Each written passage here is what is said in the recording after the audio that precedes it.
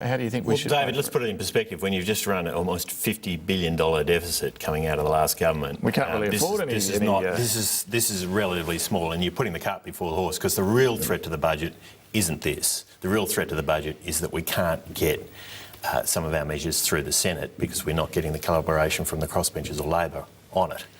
That's the real threat, and the real issue here. So $500 million is not a big deal? Well, it's all important. I mean, we've got to spend taxpayers' money well, but what I'd say is the first job of, as I said earlier, the first job of any government is to protect its people, and I don't think the Australian people begrudge the government spending that kind of money on protection. No, I agree, but you're the guys who are going to pay for it. Of course, so but the first thing we've got to do, you know, that number pales into insignificance versus the amount that's being blocked at the moment, including some of the measures. Now we're no longer gloriously bipartisan, Bernie.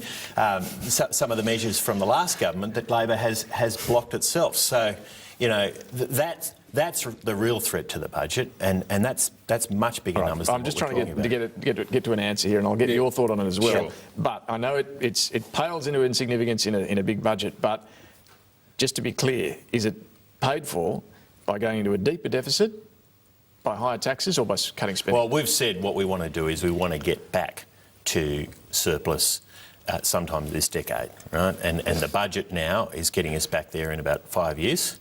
You know, the year after the forward estimates, or towards the end of the forward estimates, and that's what we will continue to strive to do. But we're going to need the cooperation of the crossbenchers or Labor in the Senate to be able to do that, and that is true, whether or not we are engaged in this conflict in Iraq.